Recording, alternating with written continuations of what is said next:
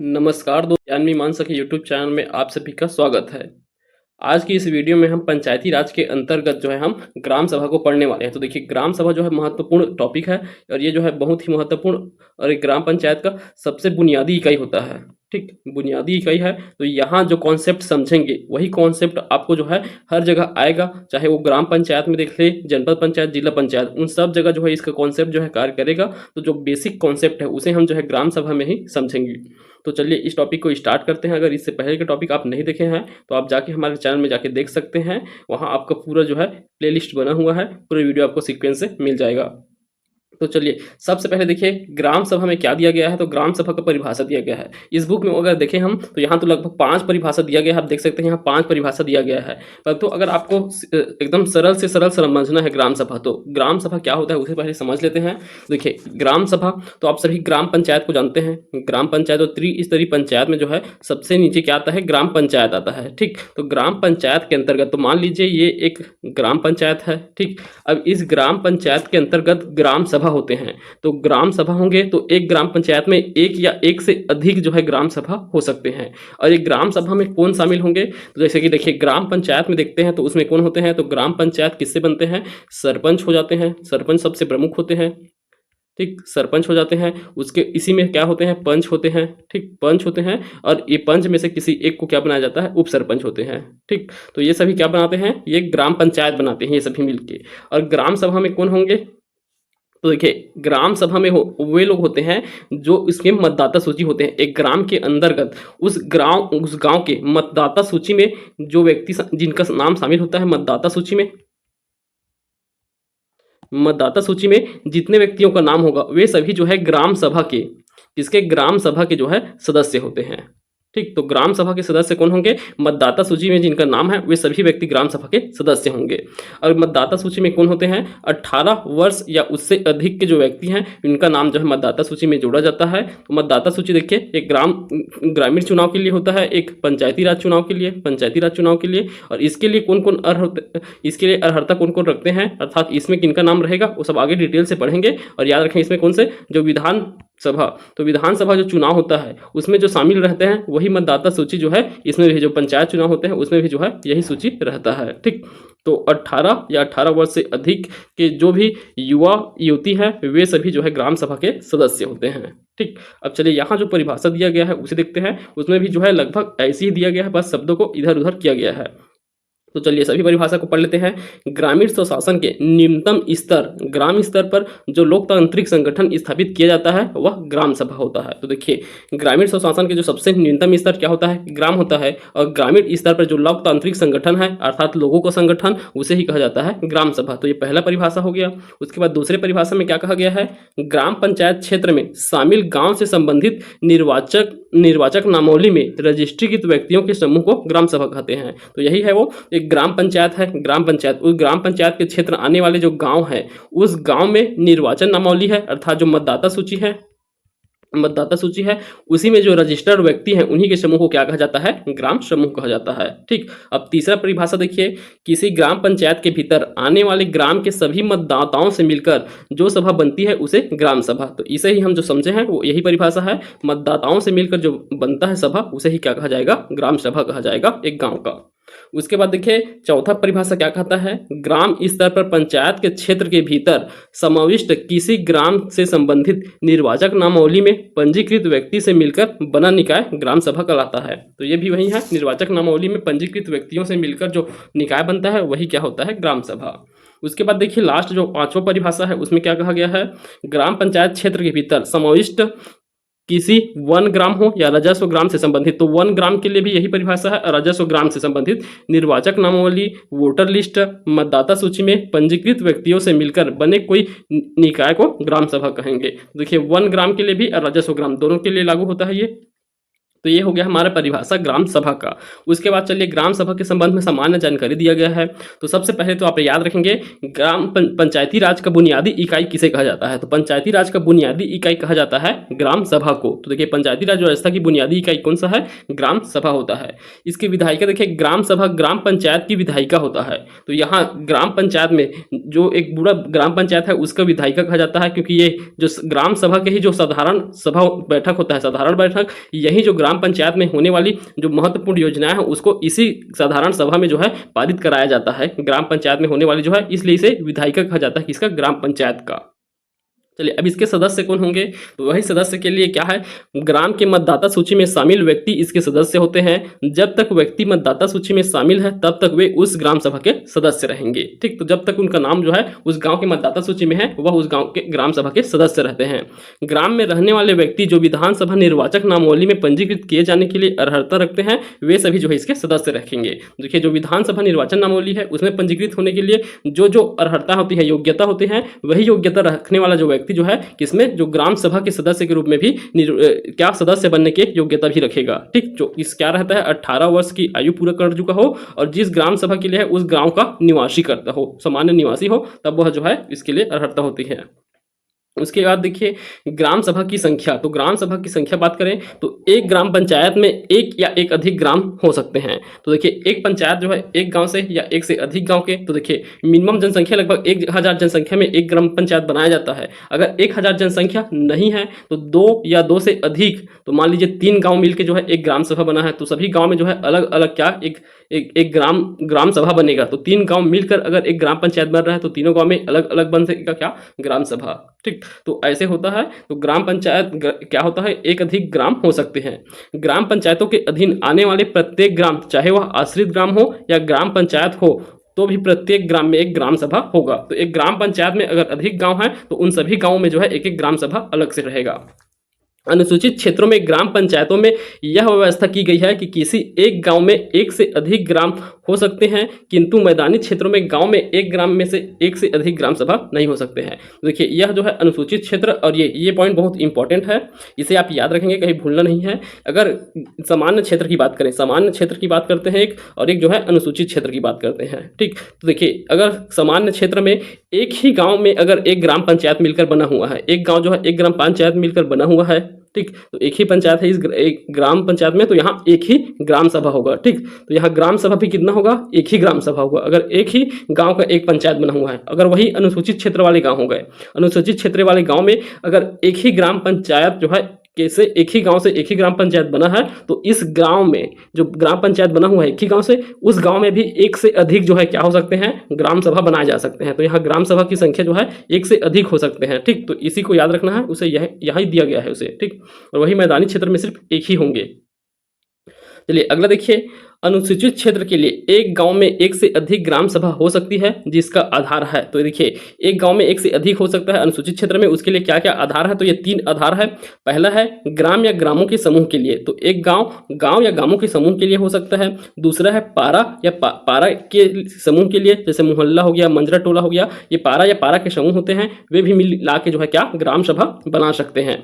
तीसरा है आवास या आवासों का समूह, तो आवास करने वाले लोग या उनके आवासों का समूह होता है, जैसे अलग अलग आवास बनाए रहते हैं, इस क्षेत्र में अलग आवास बना है, ऐसे तो ग्राम सभा में बटा रहता है अलग अलग आवास, तो ये 2 आवास मिलकर एक ग्राम सभा बना सकते हैं, ये ऐसे बना सकते हैं। तो इस प्रकार भी यहाँ जो है अनुसूचित क्षेत्रों में एक ग्राम पंचायत के अंतर्गत एक गांव के अंदर ही एक से अधिक ग्राम सभा बनाए जा सकते हैं।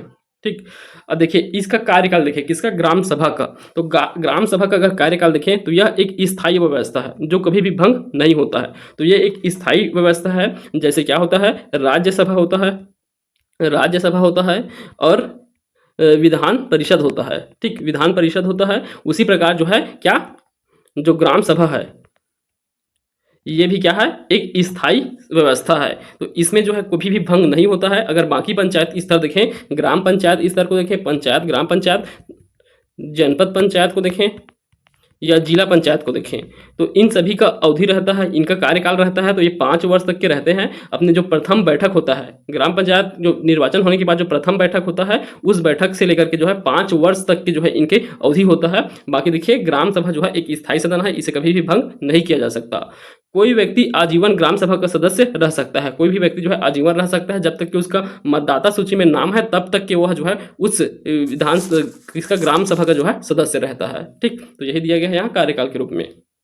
अब चलिए अगला देखिए। अब इसके संबंध में ग्राम सभा का जो है अगर हम प्रावधान देखें तो कहाँ कहाँ देखने को मिलता है हमें ग्राम सभा का प्रावधान। तो सबसे पहले हम देखते हैं संविधान में। तो संविधान में कहाँ देखने को मिलता है हमें ग्राम सभा का प्रावधान। तो देखिए संविधान में जो है मूल रूप से तो नहीं था, 73वें संविधान संशोधन के तहत पंचायती राज को ऐड किया गया है, तभी 73वें संविधान संशोधन के तहत ये ग्राम सभा का भी प्रावधान हमें देखने को मिलेगा। और कहाँ देखने को मिलता है 243, तो अनुच्छेद 243 के ए में, ए कहे या क कहे, इसमें जो है क्या दिया गया है, ग्राम सभा को दिया गया है। ठीक, तो ग्राम सभा का प्रावधान अगर संविधान में देखें तो 243 ए, इस आर्टिकल को आपको याद रखना है। ग्राम सभा का प्रावधान संविधान में यहाँ दिया गया है।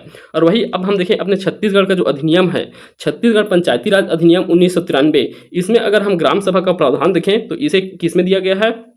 तो हम इसके पहले के वीडियो में पूरे डिटेल से पढ़े हैं पंचायती राज अधिनियम 1993 को। तो इसे उसमें हम जो है टोटल कितने अध्याय में बटा हुआ है, तो ये जो है अध्याय कितने हैं, 15 अध्याय है। ठीक, तो 15 अध्याय में से जो दूसरा अध्याय है, तो दूसरा अध्याय में पूरा ग्राम सभा का वर्णन किया गया है। ठीक, ग्राम सभा का वर्णन हमें देखने को मिलता है किसमें, दूसरा अध्याय में। ठीक, और दूसरा अध्याय में कौन सा अनुच्छेद दिया गया है, अनुच्छेद 3 से लेकर के 7 तक के, अनुच्छेद 3 से लेकर के 7 तक के पूरा ग्राम सभा दिया गया है अध्याय 2 में। अब देखिए इसके यहाँ कितने 5 धाराएं दिए गए हैं। इन 5 धाराओं को देखिए कौन कौन से 5 धारा है। तो धारा 3 इसमें दिया है ग्राम के संबंध में अधिसूचना। तो ग्राम के संबंध में अधिसूचना, तो ये राज्यपाल द्वारा जारी किया जाता है अधिसूचना। दूसरा है धारा 4, ग्राम की मतदाता सूची दिया गया है, ग्राम की मतदाता सूची दिया गया है। उसके बाद धारा 5 में दिया गया है ग्राम के मतदाताओं का रजिस्ट्रेशन कैसे किया जाएगा, वह दिया गया है।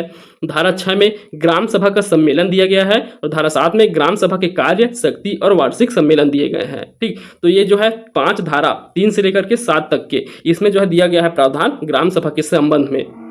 ठीक, तो ये सामान्य क्षेत्र के लिए हो गया। अब उसके बाद देखिए 1996 में पेशा एक्ट लाया गया था, छत्तीसगढ़ में भी लाया गया था। अनुसूचित क्षेत्र में पंचायती राज व्यवस्था के लिए पेशा एक्ट लाया गया 1996 में। तो इस पेशा एक्ट में अगर हम जो है ग्राम सभा का प्रावधान को देखें तो अनुसूचित क्षेत्रों के लिए जो है ग्राम सभा का गठन करने का प्रावधान किया गया है। कौन सी धारा के तहत, 129। तो 129 के कौन से, क, ख और ग, इन 3 धाराओं में जो है ग्राम सभा के संबंध में वर्णन देखने को मिलता है। आगे पेशा एक्ट जब पढ़ेंगे तब वहां डिटेल से देखेंगे। 129 के क, ख, ग, घ और अंग और च तक के हैं, 6 धारा हैं टोटल, उन सभी को जो है हम डिटेल से पढ़ेंगे। तो अभी आप याद रखेंगे इसका प्रावधान जो है पेशा एक्ट के अंतर्गत जो है 129 क, ख, ग में देखने को मिलता है। ठीक, तो ये जो है छत्तीसगढ़ पंचायती राज अधिनियम में इसके अंतर्गत धारा 3, 4, 5, 6 और 7 हो गए। इसके अलावा धारा 29 के क, ख, ग, इन जगह में जो है क्या देखने को मिला, ग्राम सभा का प्रावधान हमें देखने को मिल रहा है। ठीक, अब चलिए इन्हीं धाराओं को यहाँ जो है डिटेल से दिया गया है। तो देखिए सबसे पहले धारा 3 को देखिए। तो धारा 3 में क्या दिया गया था, ग्राम के संबंध में अधिसूचना। तो ग्राम के संबंध में अधिसूचना जारी किनके द्वारा किया जाएगा, तो ये जारी किया जाता है राज्यपाल के द्वारा। तो राज्य का है ये सूची का विषय है, तो राज्यपाल जो है यहाँ के प्रमुख होंगे। तो धारा 3 के तहत ग्राम सभा के संबंध में अधिसूचना राज्यपाल द्वारा जारी किया जाता है। राज्यपाल लोक अधिसूचना द्वारा किसी ग्राम या ग्रामों के समूह को इस अधिनियम के प्रयोजन के लिए ग्राम के रूप में विनिर्दिष्ट करेगा। तो ये गांव को या गांव के समूह को जो है एक गांव के रूप में निर्दिष्ट कौन करेंगे, राज्यपाल करेंगे। उसके बाद देखिए धारा 4 में क्या दिया गया है, ग्राम की मतदाता सूची। तो प्रत्येक ग्राम के लिए एक मतदाता सूची होगा, इसका प्रावधान किया गया है धारा 4 में। उसके बाद देखिए धारा 5 में, तो धारा 5 में दिया गया है ग्राम के मतदाताओं का रजिस्ट्रीकरण। तो इसी के तहत जो है आपका वोटर आईडी बनता है। जो वोटर आईडी आपका बनता है धारा 5 के तहत बनता है। तो गाँव के मतदाताओं का जो रजिस्ट्रीकरण होता है वह धारा 5 के तहत होता है। और कैसे किया जाता है देख सकते हैं, यहाँ दिया गया है। पहला पॉइंट है, प्रत्येक गांव की एक मतदाता सूची होगी। कोई भी व्यक्ति जो उस ग्राम का मामूली तौर पर निवासी हो, तो जो कोई भी व्यक्ति उस गांव का मामूली तौर पर निवासी होता है उस गांव की मतदाता सूची में रजिस्ट्रीकृत किए जाने के लिए हकदार होगा, यदि उसका उम्र जो है 18 वर्ष क्रॉस कर चुका है तब। प्रत्येक गांव के ऐसे व्यक्ति जो उस ग्राम से संबंधित विधानसभा निर्वाचन नामावली में पंजीकृत किए जाने के लिए पात्र रखता है वह भी जो है इसमें रजिस्ट्रेशन करा सकते हैं। तो ग्राम सभा निर्वाचन नामावली में जिनका नाम पहले से शामिल है वे जो है इसके लिए जो है क्या होते हैं, योग्य होते हैं। दूसरा देखिए, जिसका नाम उस ग्राम के से संबंधित विधानसभा निर्वाचन नामावली में दर्ज है वे ऑलरेडी रहते हैं।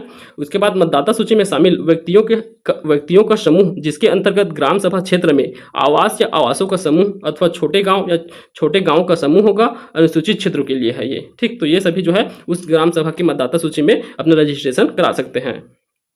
परंतु देखिए कौन कौन जो है इसमें जो है इसमें मतदाता सूची में नाम दर्ज नहीं करा सकते हैं या वो जो है सदस्य नहीं हो सकते हैं ग्राम सभा के। तो वे देखिए यहाँ दिए गए हैं प्रावधान कौन कौन से नहीं होंगे। यदि किसी व्यक्ति का नाम अन्य स्थानीय प्राधिकारी अर्थात कोई अन्य स्थानीय निकाय में होंगे, अन्य स्थानीय निकाय कहने का अर्थ है कोई नगरीय निकाय के संबंध में है, नगरीय निकाय में हो, कोई अन्य स्थानीय प्राधिकार या किसी अन्य ग्राम में है, अन्य ग्राम में से संबंधित निर्वाचन नावली में पंजीकृत है। यदि किसी व्यक्ति का नाम पहले से ही किसी अन्य स्थान पर स्थानीय प्राधिकारी के निर्वाचन नावली में पंजीकृत है, वह ग्राम की मतदाता सूची में पंजीकृत कराने के हकदार नहीं होगा। ठीक, जब तक कि वह जो है क्या अपने जो पुराने जहां से उनका नाम पहले से ऑलरेडी है वहां से अगर काटवाता नहीं है, मतदाता सूची से नाम नहीं कट कर आते हैं, तब तक कि वे जो है यहाँ जिस गाँव में वो डालना चाहते हैं आवेदन वहाँ जो है हकदार नहीं होंगे। कोई व्यक्ति एक से अधिक ग्राम की मतदाता सूची में अपना नाम पंजीकृत कराने का हकदार नहीं होता है, तो एक से अधिक गांव की मतदाता सूची में पंजीकृत नहीं करा सकते। तीसरा है, यदि कोई व्यक्ति विधानसभा निर्वाचन नामावली में पंजीकृत किए जाने के लिए अपात्र होने पर भी किसी ग्राम की मतदाता सूची में पंजीकृत किए जाने के लिए अपात्र योग्य होगा। तो जो देखिए विधानसभा निर्वाचन नामावली में पंजीकृत कराने के लिए जो व्यक्ति अपात्र है वे जो है इसमें भी पंजीकृत कराने के लिए अपात्र होंगे। ठीक, तो ये जो है उसकी पात्रता और अपात्रता दिया गया है धारा 5 में।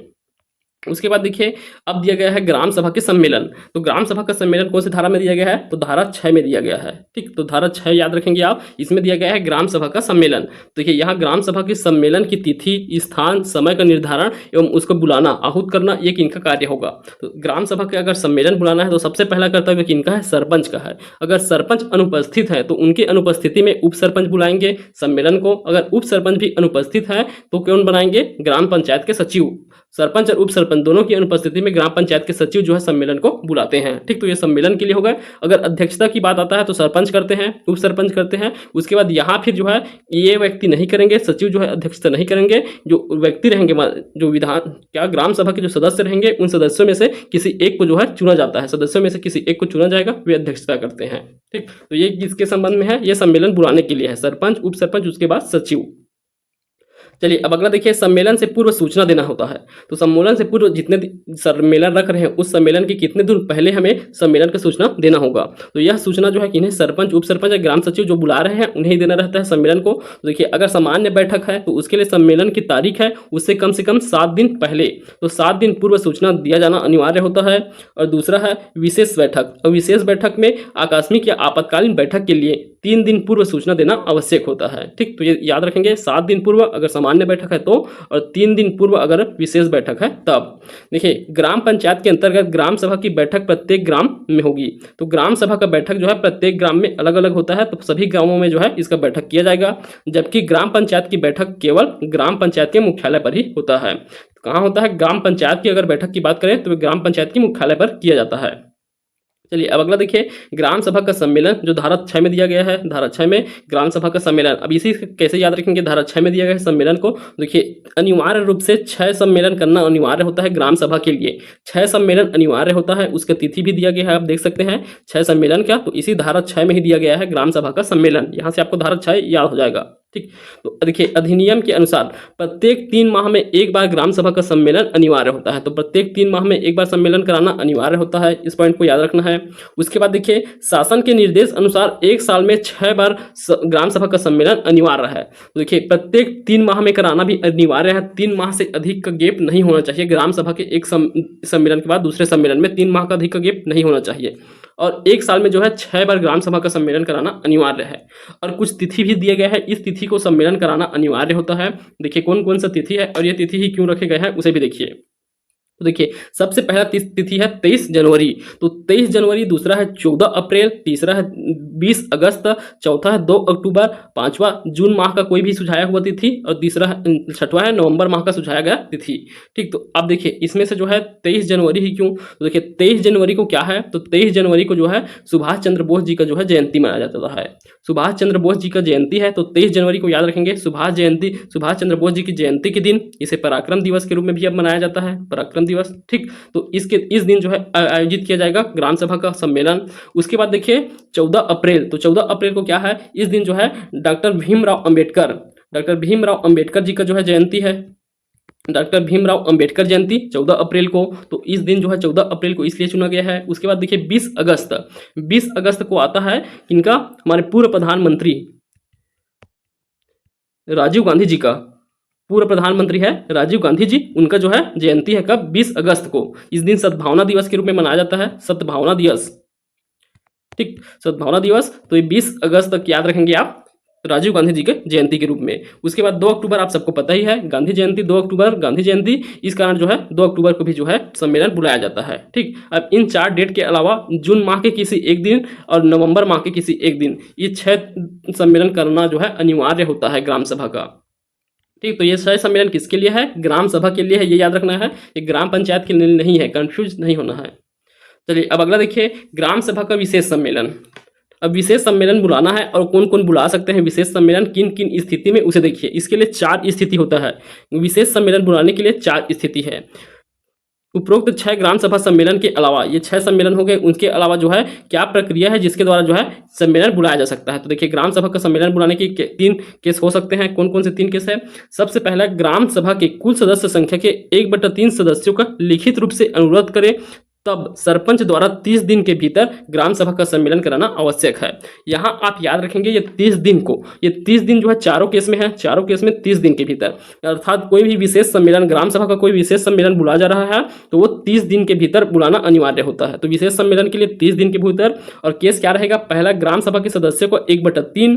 दूसरा है जनपद पंचायत। अब देखिए ग्राम सभा का है तो इसमें ग्राम सभा पंचायत को शामिल नहीं किया जाता है, तो ग्राम पंचायत के अध्यक्ष ही तो इसके अध्यक्ष करते हैं। जो ग्राम पंचायत के अध्यक्ष भी सरपंच होते हैं और इसकी भी अध्यक्षता सरपंच द्वारा किया जाता है, तो इन्हीं के बुलाने से ही तो फिर से नहीं बुलाया जाएगा। इस कारण जो है ग्राम पंचायत को छोड़ दिया जाता है। इसके बाद के जो स्तर हैं कौन कौन से? जनपद पंचायत, जिला पंचायत स्तर। तो इनके जो अध्यक्ष हैं अगर वे अपेक्षित करते हैं, अध्यपेक्षित किया जाता है, अर्थात अपेक्षित किया जाता है, तब जो है क्या 30 दिन के भीतर यहाँ का विशेष सम्मेलन बुलाया जाएगा ग्राम सभा में। किनके लिए? जनपद पंचायत और जिला पंचायत के अध्यक्ष के अध्यपेक्षा अर्थात अपेक्षा के आधार पर। ठीक, तो यहाँ सम्मेलन बुलाया जाएगा जिसे विशेष सम्मेलन कहेंगे। और चौथा क्या है? जिला कलेक्टर। तो जिला कलेक्टर द्वारा अगर अध्यपेक्ष किया जाता है तब भी जो है 30 दिन के भीतर विशेष सम्मेलन बुलाया जाएगा। ठीक, तो ये 4 कंडीशन है, इन चारों कंडीशन को आपको याद रखना है। ये यहाँ नोट पॉइंट में दिया गया है। ग्राम सभा का बैठक बुलाने की अपेक्षा जनपद पंचायत, जिला पंचायत तथा कलेक्टर इनके द्वारा किया जा सकता है, किंतु ग्राम पंचायत द्वारा बैठक बुलाने की अपेक्षा नहीं किया जा सकता। क्यों नहीं किया जा सकता मैं भी आपको समझाया हूँ। ग्राम पंचायत के जो अध्यक्ष होते हैं वे कौन होते हैं? सरपंच होते हैं, और वही जो है किनकी अध्यक्षता करते हैं? ग्राम सभा की भी जो सम्मेलन होता है उसका भी अध्यक्षता इन्हीं के द्वारा किया जाता है। इस कारण जो है ये इनके द्वारा जो है नहीं बुलाया जा सकता अलग से। ठीक, चलिए अब अगला देखिए, ग्राम सभा का वार्षिक सम्मेलन। तो वो हो गया विशेष सम्मेलन और साधारण सम्मेलन। अब ये है वार्षिक सम्मेलन। तो देखिए वार्षिक सम्मेलन, इसका आयोजन कब किया जाता है?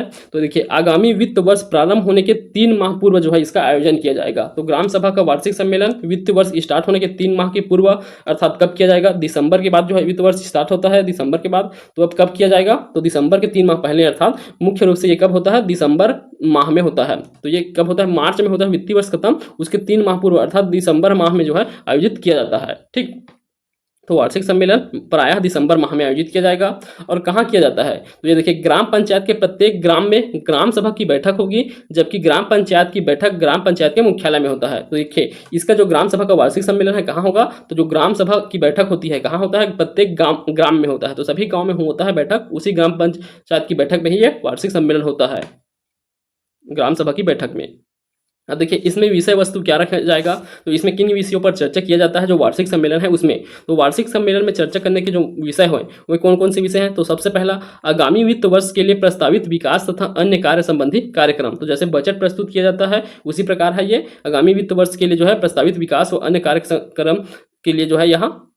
उसके बाद दूसरा है लेखाओं का वार्षिक विवरण रखा जाता है। तीसरा है अंतिम संपरीक्षा टिप्पण एवं उसके संबंध में दिए गए उत्तर भी रखे जाते हैं।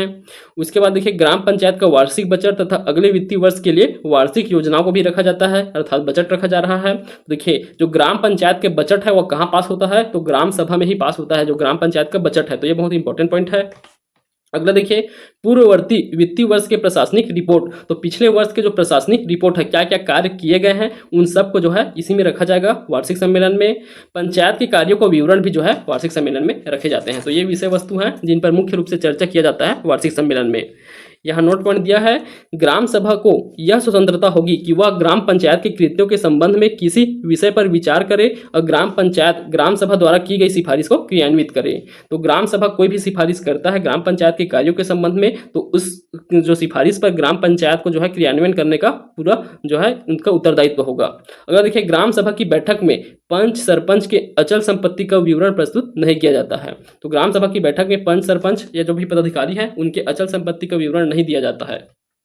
चलिए अब अगला देखिए संयुक्त बैठक। तो साधारण बैठक हो गया, विशेष सम्मेलन हो गया और ये वार्षिक सम्मेलन भी हो गया। अब अगला है संयुक्त बैठक या संयुक्त सम्मेलन। तो इसका आयोजन कब किया जाता है और क्या किनके द्वारा किया जाएगा? तो देखिए संयुक्त बैठक यह कब किया जाएगा? ग्राम सभाओं के मध्य मतभेद या मत भिन्नता हो तब। देखिए तो एक से अधिक ग्राम सभा है, तो एक ही ग्राम पंचायत के अंतर्गत एक से अधिक ग्राम सभा है, तो इनके दोनों के मध्य, दोनों ग्राम सभाओं के मध्य जो है मतभेद उत्पन्न होता है, तो इन दोनों के मध्य मतभेद को सुलझाने के लिए किया जाएगा जो है संयुक्त बैठक आयोजित किया जाएगा। इसकी अध्यक्षता कौन करेंगे? देखिए संयुक्त सम्मेलन की अध्यक्षता ग्राम सभा के सदस्यों में से कोई एक सदस्य करेगा, परंतु वह पंचायत का पदाधिकारी नहीं होगा। तो इसकी अध्यक्षता जो है कोई भी ग्राम सभा का सदस्य करेगा, परंतु वह पंचायत का पदाधिकारी ना हो, अर्थात वे सरपंच नहीं होंगे।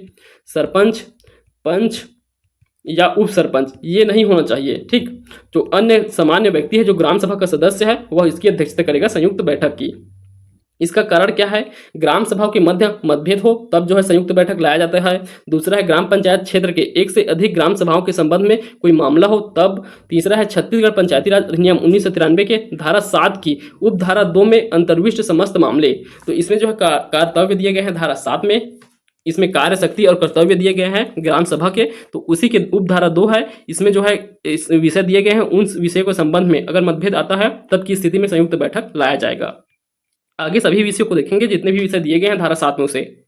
चलिए अगला देखिए अब इसका निर्णय। तो निर्णय किस प्रकार लिया जाएगा? अध्यक्षता कर रहे हैं कौन? जो भी व्यक्ति है ग्राम सभा के कोई भी सदस्य द्वारा किया जाएगा। उसके बाद देखिए निर्णय कौन लेंगे? ग्राम सभा की संयुक्त बैठक में उपस्थित सदस्यों की बहुमत के आधार पर फैसला होता है। तो इसका निर्णय जो है उपस्थित सदस्य है उसकी बहुमत के आधार पर होगा। संयुक्त सम्मेलन में किया गया विनिश्चय प्रत्येक ग्राम सभा द्वारा किया गया विनिश्चय समझा जाएगा। ठीक, तो इसका निश्चय जो है प्रत्येक जितने भी ग्राम सभा उसमें शामिल है जिनके संबंध में चर्चा किया जा रहा है उन सबके द्वारा विनिश्चित किया गया जो है निर्णय समझा जाएगा, न कि यह ग्राम पंचायत, जनपद पंचायत, जिला पंचायत या सरपंच के आदेश के रूप में समझा जाएगा। यह जो है सभी ग्राम सभा के निश्चय के रूप में, विनिश्चय के रूप में समझा जाएगा। ठीक, चलिए अगला देखिए अब सम्मेलन की अध्यक्षता। तो जो भी सम्मेलन होंगे उनकी अध्यक्षता, तो विशेष सम्मेलन का तो हम देख लिए, जो संयुक्त बैठक होगा उसका अध्यक्षता के लिए देख लिए कौन करेंगे। अब देखिए जो सामान्य अध्यक्षता होता है, सामान्य किन जो अध्यक्षता किया जाता है वो इनके द्वारा किया जाएगा। सम्मेलन की अध्यक्षता सबसे पहले तो सरपंच द्वारा किया जाता है। अगर सरपंच अनुपस्थित है तो उप सरपंच अध्यक्षता करेंगे। अगर दोनों अनुपस्थित हैं तो उनमें से जो ग्राम सभा के सदस्य हैं, जो आम जनता हो, उनके द्वारा जो है अपने में से बीच से किसी को चुनाव करके जो है अध्यक्षता किया जाता है। ठीक, तो ये याद रखेंगे। ये जो है सामान्य क्षेत्र के लिए है, सामान्य क्षेत्र के लिए है। अनुसूचित क्षेत्र के लिए अलग होगा। अनुसूचित क्षेत्र में कोई भी सरपंच, पंच या उप सरपंच जो है अर्थात जो पंचायत के पदाधिकारी हैं वे अध्यक्षता नहीं करेंगे। जो ग्राम के सभा के सदस्य होंगे आम जनता द्वारा उनके बीच से वही जो है अध्यक्षता करते हैं। अब सम्मेलन की अध्यक्षता कौन नहीं करता? तो कोई सचिव या पंच जो है सम्मेलन की अध्यक्षता नहीं करेंगे। तो ऑप्शन आप देखेंगे जहां सचिव या पंच रहे वे अध्यक्षता नहीं करेंगे। चलिए अभी देखिए अपवाद दिया है, अर्थात ये अनुसूचित जनजाति क्षेत्र में है। तो अनुसूचित क्षेत्र में ग्राम सभा की अध्यक्षता कौन करते हैं? ग्राम सभा के सदस्यों से ही चुने जाने वाले जो अनुसूचित जनजाति वर्ग के सही हो ऐसे व्यक्ति को जो है इसके लिए क्या चुना जाता है? अध्यक्ष चुना जाता है। तो ये अनुसूचित जनजाति क्षेत्र के लिए है। उस क्षेत्र का अनुसूचित जनजाति वर्ग का कोई व्यक्ति जो पंचायत के पदाधिकारी, सरपंच, उप सरपंच या पंच नहीं होता है वह अध्यक्षता करता है।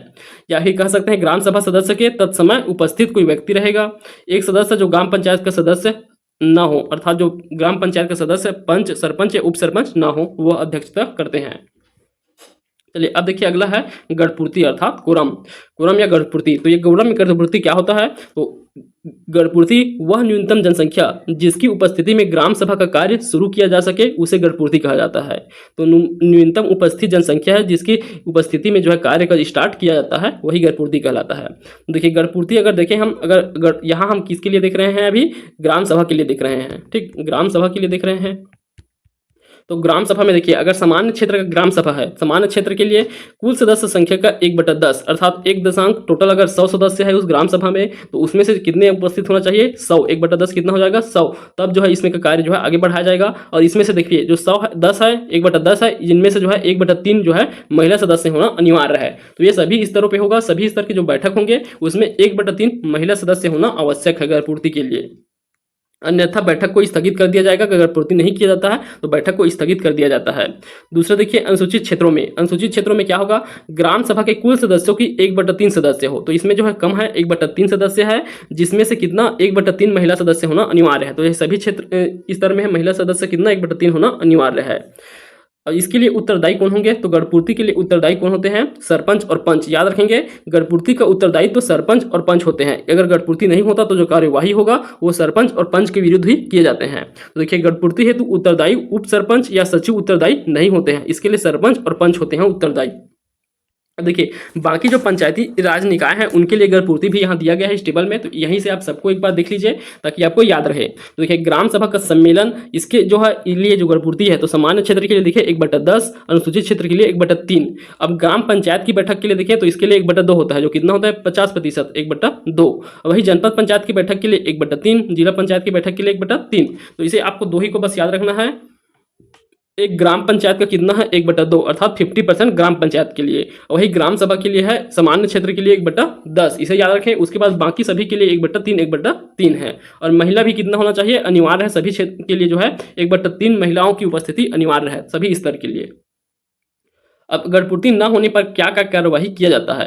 तो गढ़पूर्ति न होने पर कार्यवाही कैसे किया जाएगा? तो देखिए, ग्राम सभा की लगातार 3 बैठक में कोरम पूर्ति न होने पर, तो कोरम पूर्ति न होने पर संबंधित पंच एवं सरपंच के खिलाफ नोटिस जारी किया जाएगा। तो 3 बैठक पर अगर नहीं होता है लगातार, तब नोटिस जारी किया जाता है और आगामी 2 ग्राम सभा की बैठक में कोरम पूर्ति का अवसर दिया जाएगा।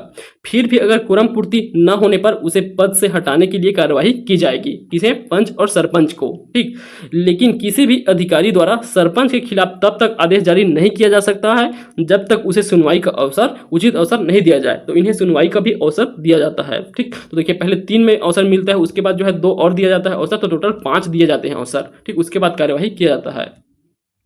अब इसका सुनवाई कौन करेंगे? तो देखिए, इसका सुनवाई कौन करेंगे?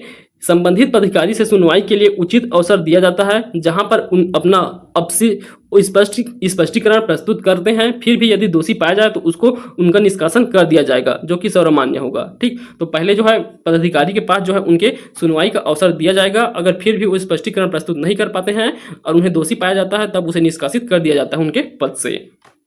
चलिए, अब गढ़पूर्ति न होने पर स्थगन।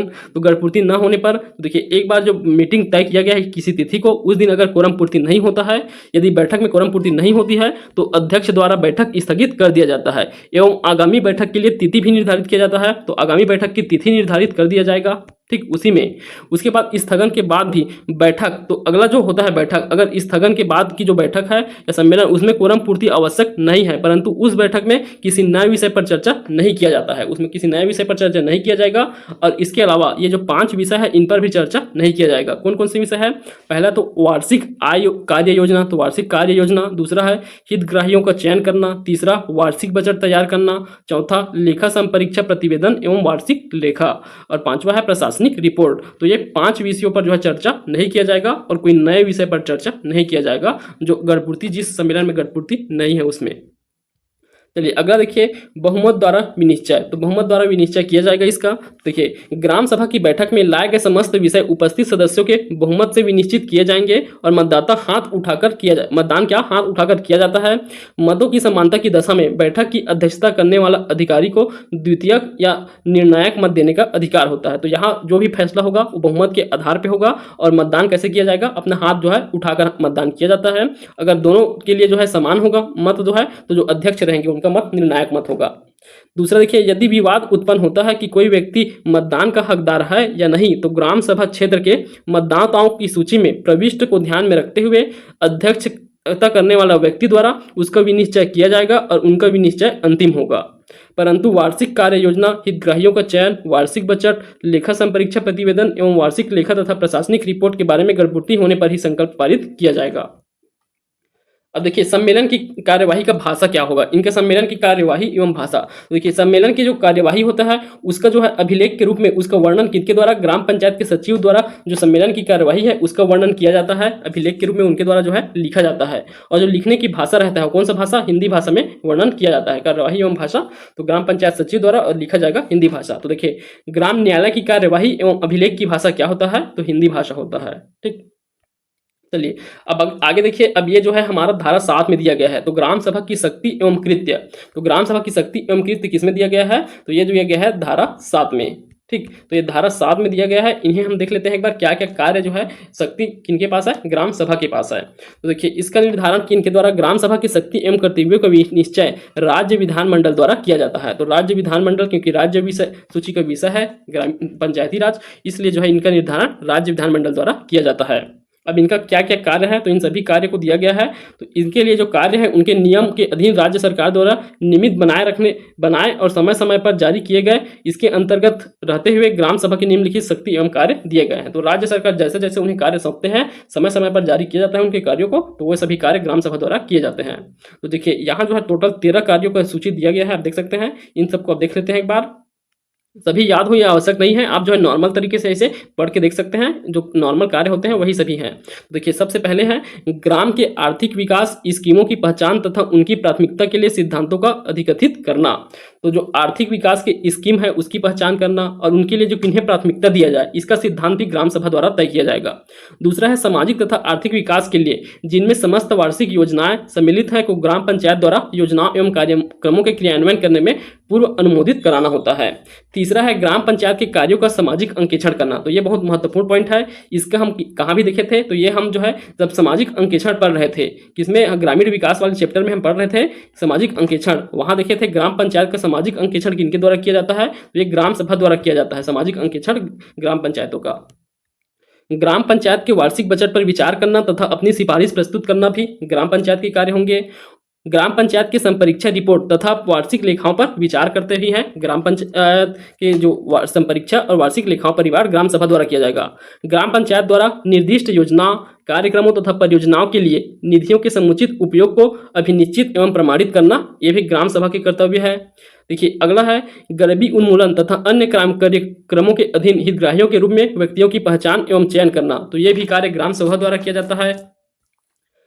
हितकारियों की निधियां या अस्थियों के समुचित उपयोग का विवरण सुनिश्चित करना। तो उनका विवरण भी सुनिश्चित, जो हितग्राही होते हैं उनकी निधि और उनकी संपत्ति के समुचित उपयोग का वितरण सुनिश्चित करना ग्राम सभा का ही कर्तव्य होता है। सामुदायिक कल्याण कार्यक्रम के लिए लोगों को गतिशील करना। ग्राम में विकास स्कीमों की सुविधाओं के क्रियान्वयन, उन्हें बनाए तथा उनके साम्यपूर्ण वितरण के लिए व्यक्तियों के सक्रिय योगदान की सुनिश्चित करते हैं। अब देखिए यहाँ देखिए जनसाधारण के बीच सामान्य चेतना में अभिवृद्धि करना। तो जनसाधारण के बीच सामान्य चेतना में अभिवृद्धि करने के लिए ये कार्य करते हैं। तो क्या क्या कार्य करते हैं देख सकते हैं। पहला, सामाजिक शिक्षण में ऐसे संस्थाओं और ऐसे कृत्य कार्य पर जो ग्राम पंचायत को अंतरित या ग्राम पंचायत के द्वारा नियुक्त किए गए उस पंचायत के नियम के से नियंत्रित करना हो, उन्हें देखते हैं।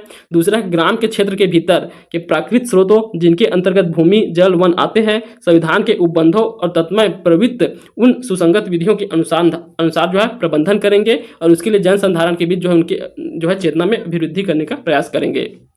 ग्राम पंचायत को लघु जलाशयों के विनियमन तथा उपयोग के लिए सलाह देना।